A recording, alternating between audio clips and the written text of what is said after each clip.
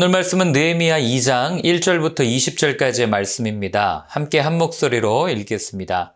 아닥사스다 왕 제20년 니산월에 왕 앞에 포도주가 있기로 내가 그 포도주를 왕에게 드렸는데 이전에는 내가 왕 앞에서 수심이 없었더니 왕이 내게 이르시되 내가 병이 없거늘 어찌하여 얼굴에 수심이 있느냐 이는 필연 내 마음에 근심이 있음이로다 하더라. 그때에 내가 크게 두려워하여 왕께 대답하되 왕은 만세수를 하옵소서. 내 조상들의 묘실이 있는 성읍이 이제까지 황폐하고 성문이 불탔사오니 내가 어찌 얼굴에 수심이 없사오리이까 하니 왕이 내게 이르시되 그러면 내가 무엇을 원하느냐 하시기로 내가 곧 하늘의 하나님께 묵도하고 왕에게 아뢰되 왕이 만일 좋게 여기시고 종이 왕의 목전에서 은혜를 얻었사오면 나를 유다 땅 나의 조상들의 묘실이 있는 성읍에 보내어 그 성을 건축하게 하옵소서 하였는데 그때 왕후도 왕 곁에 앉아 있었더라. 왕이 내게 이르시되 내가 몇 날에 다녀올 길이며 어느 때에 돌아오겠느냐 하고 왕이 나를 보내기를 좋게 여기시기로 내가 기한을 정하고 내가 또 왕에게 아뢰되 왕일 만일 좋게 여기시거든 강 서쪽 총독들에게 내리시는 조서를 내게 주사 그들에게 나를 용납하여 유다에 들어가기까지 통과하게 하시고 또 왕의 삼림감독 아삽에게 조서를 내리사 그가 성전에 속한 영문의 문과 성곽과 내가 들어갈 집을 위하여 들보로 쓸 제목을 내게 주게 하옵소서 하며 내 하나님의 선한 손이 나를 도우심으로 왕이 허락하고 군대 장관과 마병을 보내어 나와 함께하게 하시기로 내가 강 서쪽에 있는 총독들에게 이르러 왕의 조서를 전하였더니 호론 사람 산발랏과 종이었던 암몬 사람 도비아가 이스라엘 자손을 흥왕하게 하려는 사람이 왔다함을 듣고 심히 근심하더라. 내가 예루살렘에 이르러 머무른 지 사흘 만에 내 하나님께서 예루살렘을 위해 무엇을 할 것인지 내 마음에 주신 것을 내가 아무에게도 말하지 아니하고 밤에 일어나 몇몇 사람과 함께 나갈새 내가 탄 짐승 외에는 다른 짐승이 없더라. 그 밤에 골짜기 문으로 나가서 용정으로 분문에 이르는 동안에 보니 예루살렘 성벽이 다 무너졌고 성문은 불탔더라. 앞으로 나아가 샘문과 왕의 못에 이르러서는 탄 짐승이 지나갈 곳이 없는지라. 그 밤에 시내를 따라 올라가서 성벽을 살펴본 후에 돌아서 골짜기 문으로 들어와 돌아왔으나 방백들은 내가 어디 갔었으며 무엇을 하였는지 알지 못하였고 나도 그 일을 유다 사람들에게나 제사장들에게나 귀족들에게나 방백들에게나 그 외에 일하는 자들에게 알리지 아니하다가 후에 그들에게 이르기를 우리가 당한 곤경은 너희도 보고 있는 바라.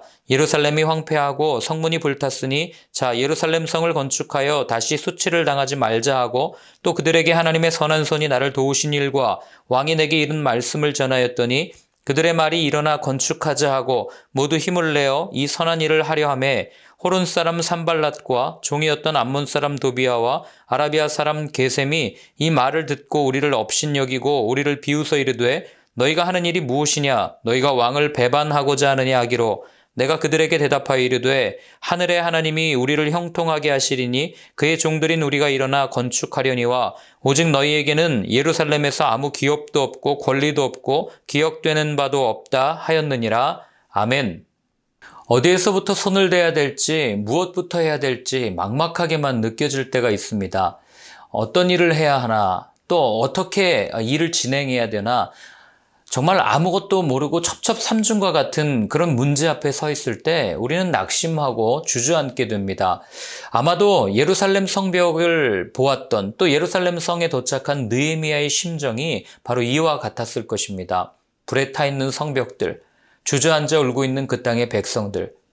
과연 느헤미야는 그런 상황 가운데서 어떻게 하나님께서 주신 사명을 잘 감당했고 그리고 어떻게 그 일들을 잘 이렇게 풀어나갔는지를 살펴보면서 정말 이 시대 진퇴양난의 그 정말 모습 속에 갇혀있는 이 시대의 여러 가지 그 문제들 앞에서 우리는 어떻게 그리스도인으로서 어떤 방식으로 이 문제들을 풀어나가야 할지를 함께 살펴보고자 합니다. 자, 먼저 1절부터 8절까지를 한번 같이 읽겠습니다. 아닥사스다 왕 제20년 니산월에 왕 앞에 포도주가 있기로 내가 그 포도주를 왕에게 드렸는데 이전에는 내가 왕 앞에서 수심이 없었더니 왕이 내게 이르시되 내가 병이 없거늘 어찌하여 얼굴에 수심이 있느냐 이는 필연 내 마음에 근심이 있음이로다 하더라.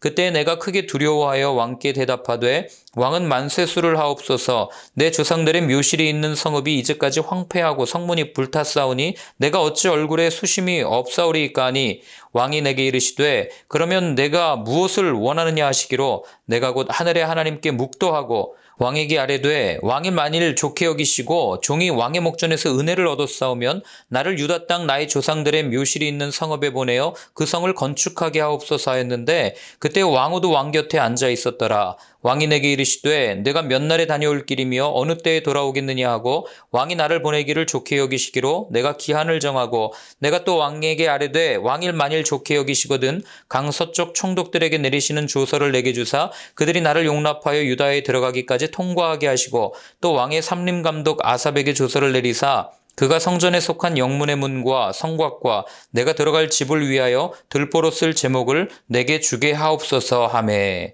아멘.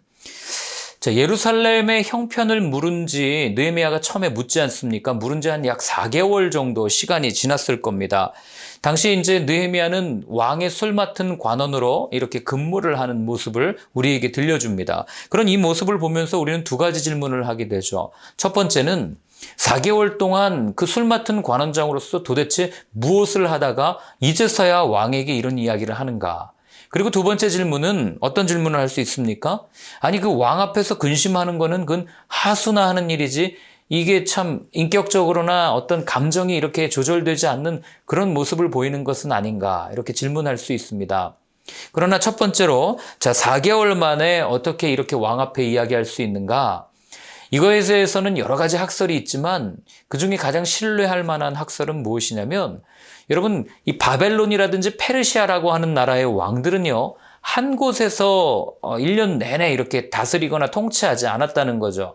자, 먼저 그 봄에는 어디 있었냐면 바벨론이라는 도시 그 성에 있었고 그리고 여름에는 앙메다 성이라고 하는 그런 성에 있었고 그리고 겨울에는 바로 이 수상궁에 있었던 거죠.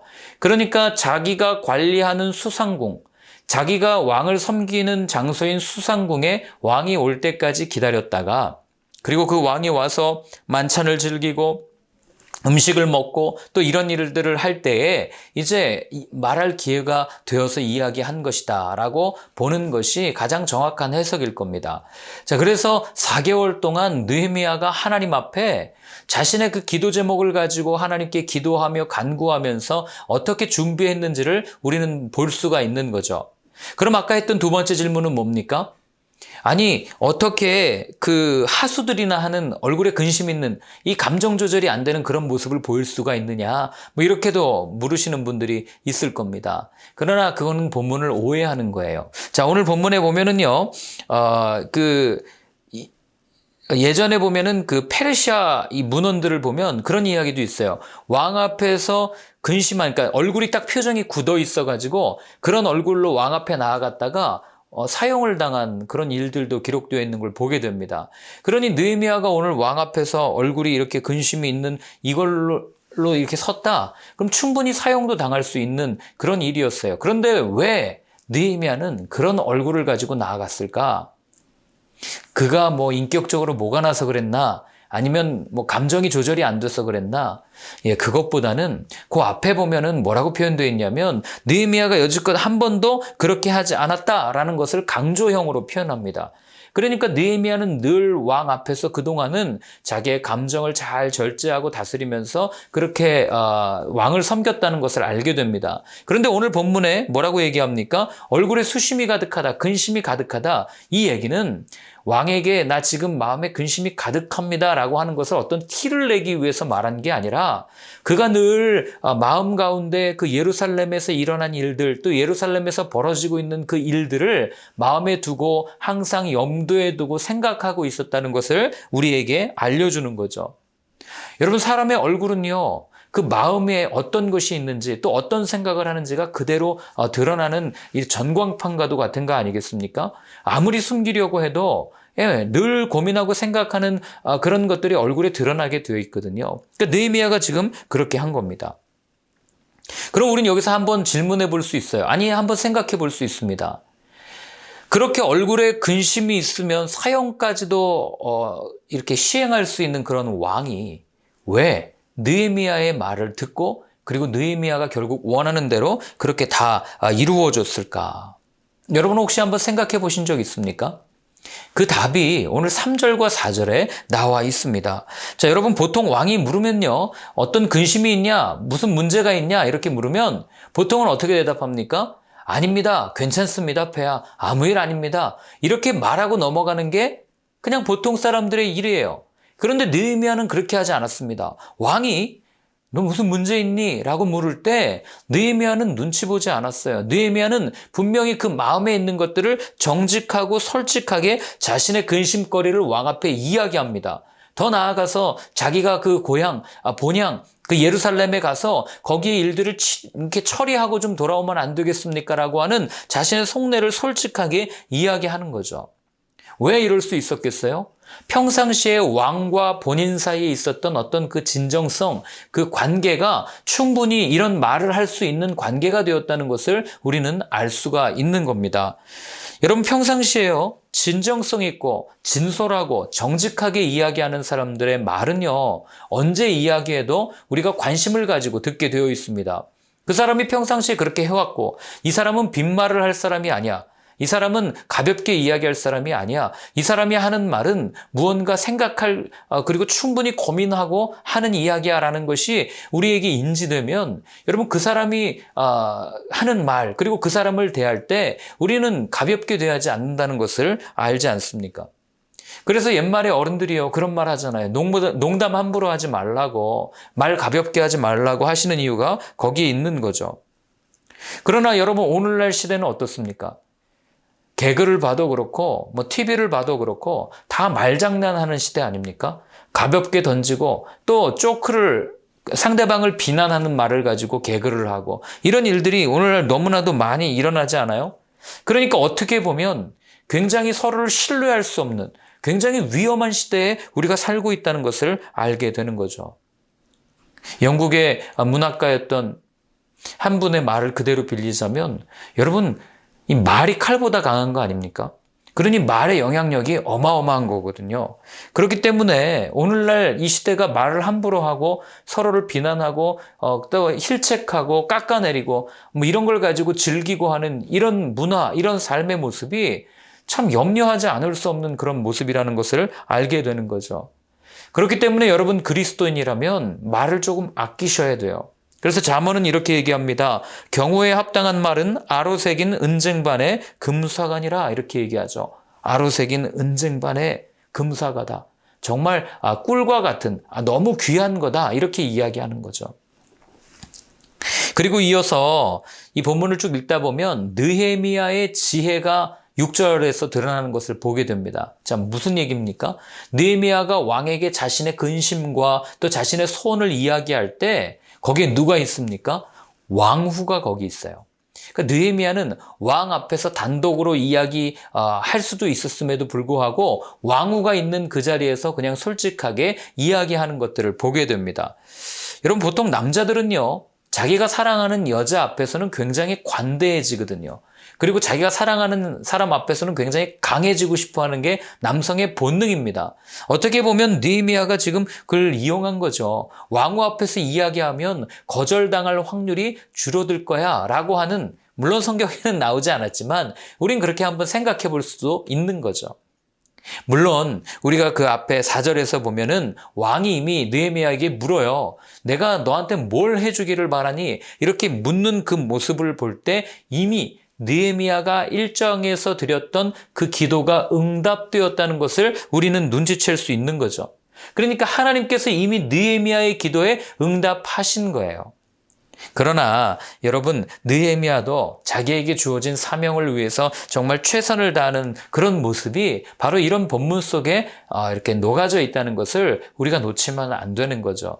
여러분 기도만 하고 아무것도 안 하는 사람은요 아무런 기적을 맛볼 수 없어요.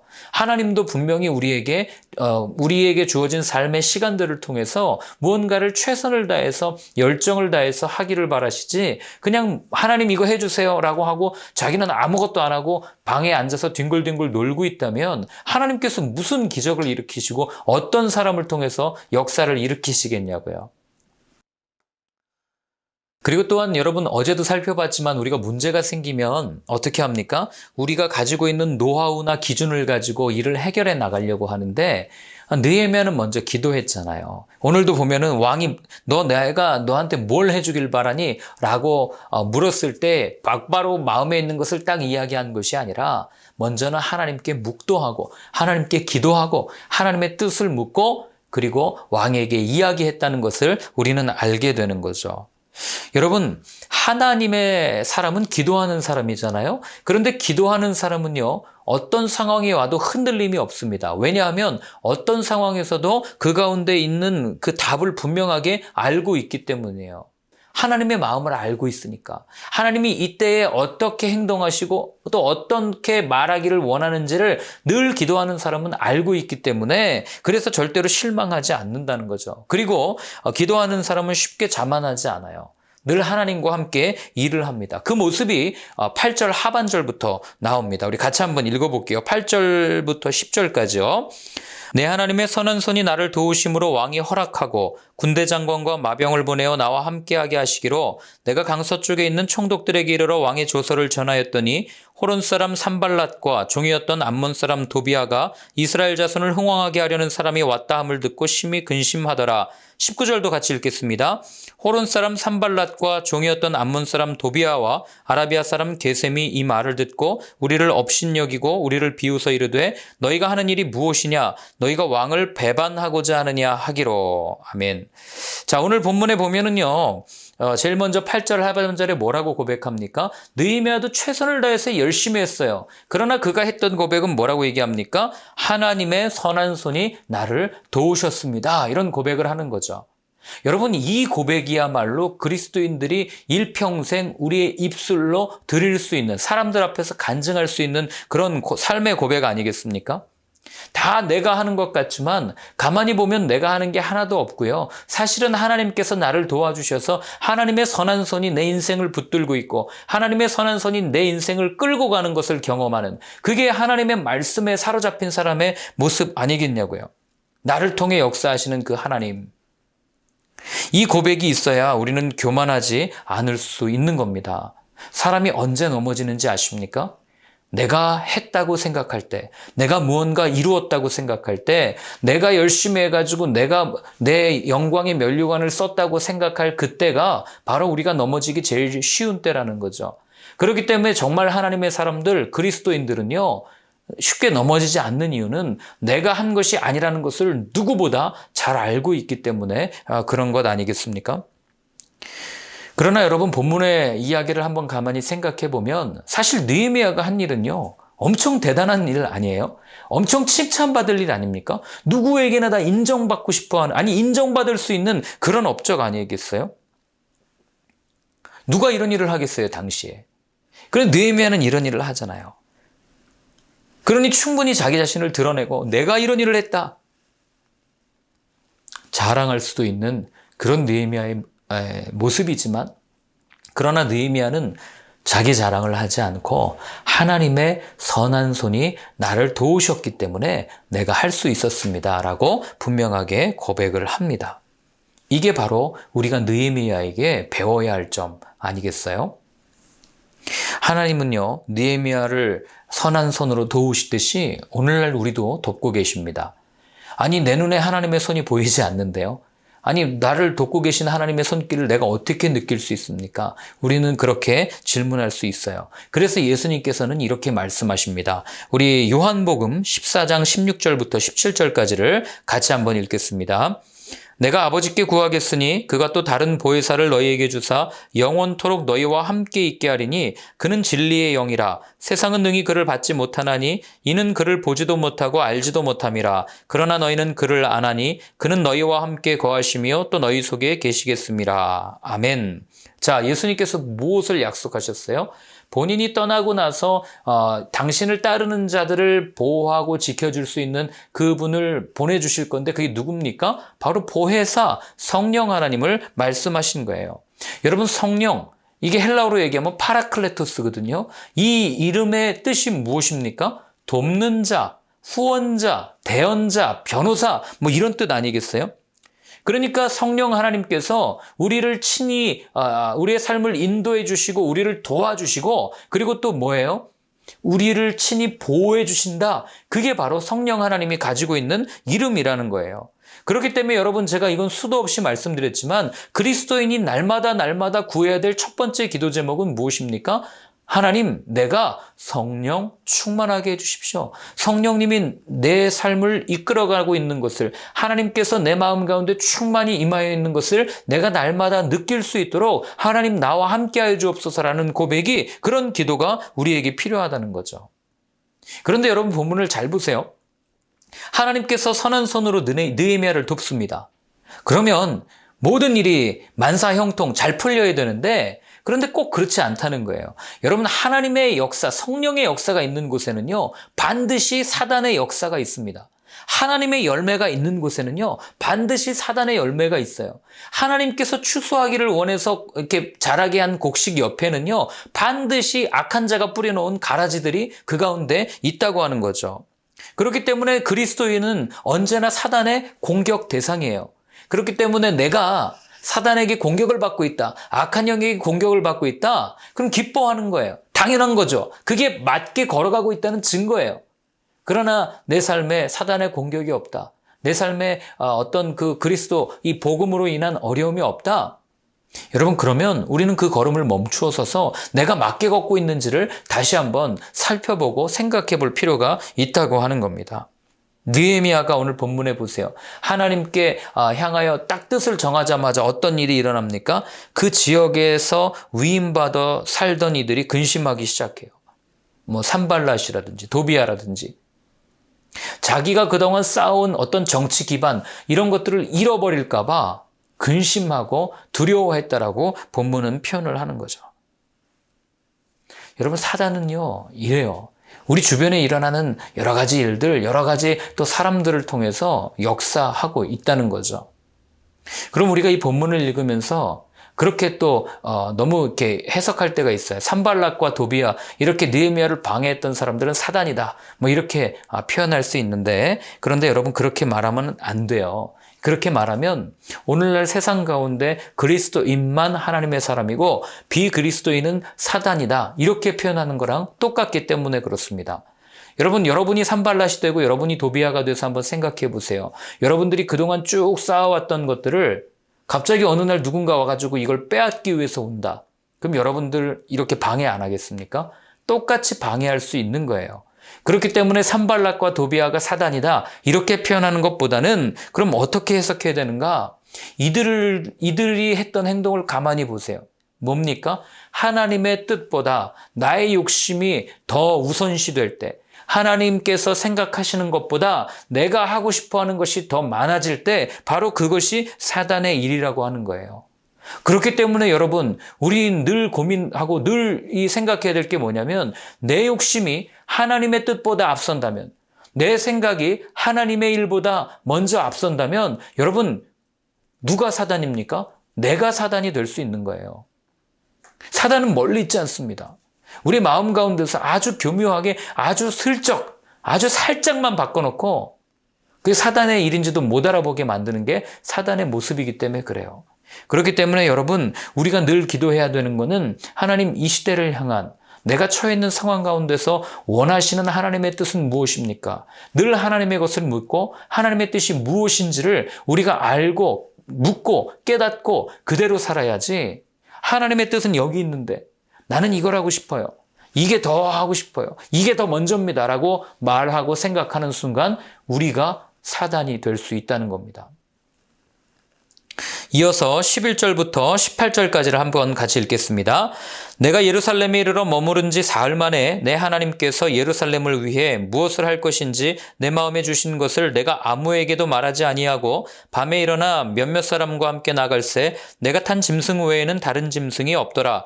그 밤에 골짜기 문으로 나가서 용종으로 분문에 이르는 동안에 보니 예루살렘 성벽이 다 무너졌고 성문은 불탔더라.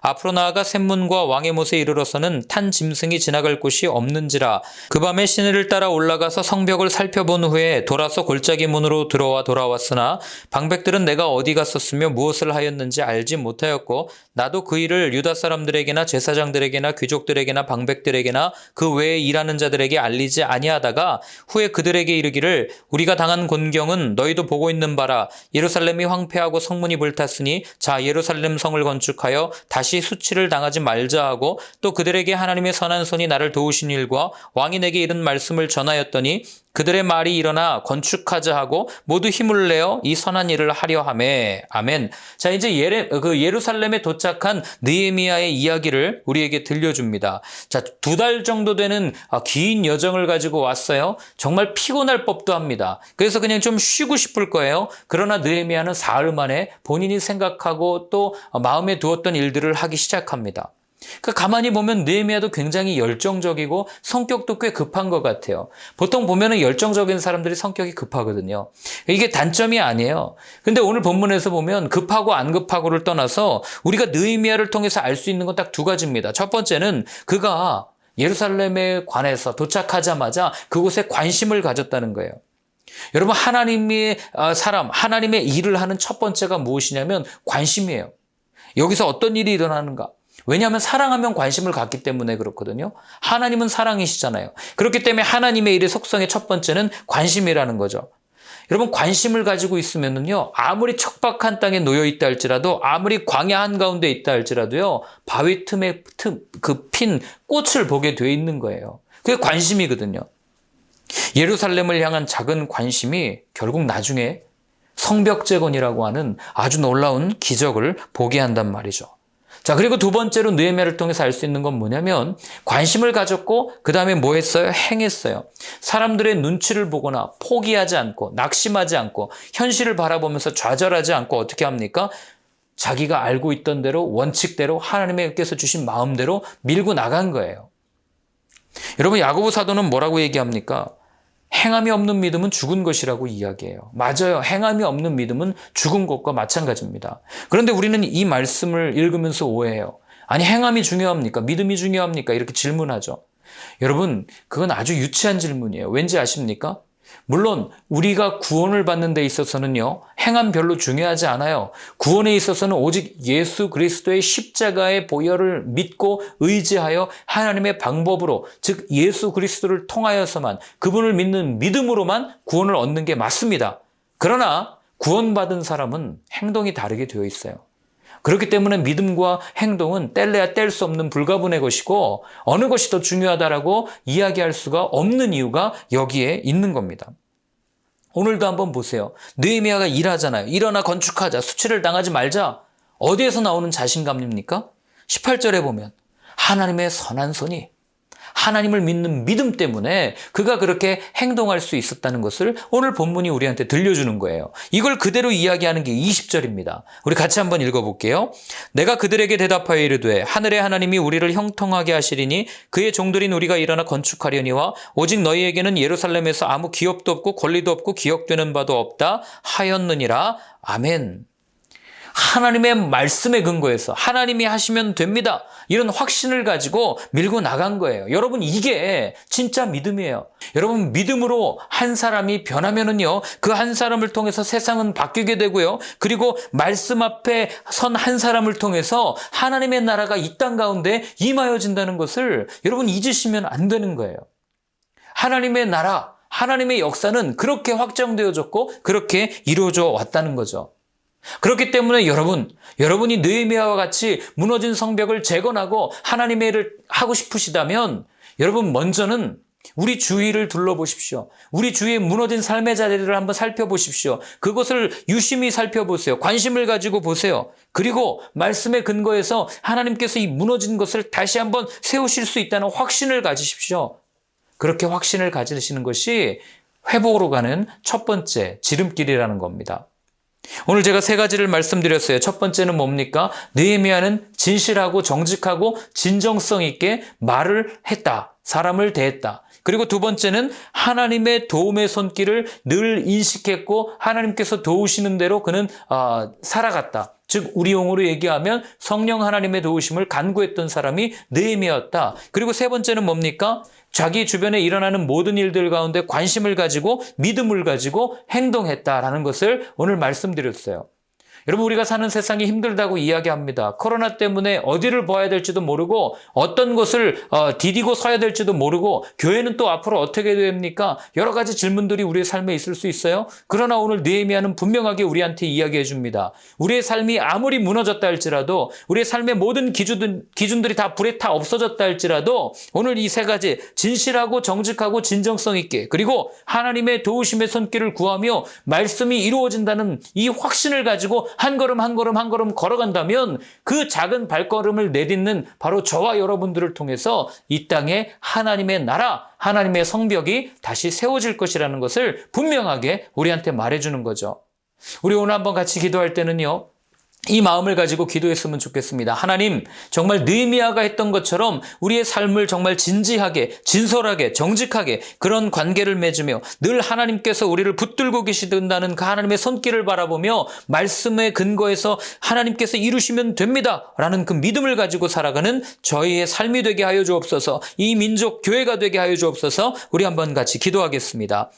하나님 아버지, 오늘 느헤미야를 통하여 또 우리에게 말씀하여 주셨습니다. 하나님, 느헤미야가 그 어려운 시대에 하나님의 손길을 구하며 또 늘 주위 사람들에게 진정성 있게 행동했던 것처럼, 그리고 하나님의 말씀은 반드시 때가 되면 이루어집니다라는 고백을 가지고 살았던 것처럼, 하나님, 우리 역시도 그렇게 하나님을 신뢰하고 지금도 나를 붙들고 계시는 그 하나님의 손길을 바라보며 하나님, 늘 우리의 삶에 있어서 우리 이웃들에게는 정직하고 솔직하고 진정성 있는 그런 삶으로 한 걸음 한 걸음 나아갈 수 있는 저희 모두가 될 수 있도록 주님 도와주시옵소서. 이 땅의 교회가 신뢰를 잃었습니다. 이 땅의 교회가 비난 대상이 되었습니다. 하나님, 그 모든 것 다 내려놓고 이제 다시 처음부터 하나하나 살피며 나아갈 수 있는 저희 모든 교회들이 되어줄 수 있도록 주여 인도하여 주시옵소서. 이제는 우리 주 예수 그리스도의 크신 은혜와 하나님 아버지의 사랑과 성령의 인도하심이 주님을 따라 주님과 함께 주의 말씀대로 살아가겠다고 결단하며 다짐하는 모든 분들 머리 위에, 이 민족 교회 위에 이제로부터 영원까지 늘 함께하여 주옵시기를 간절히 축원하옵나이다. 아멘.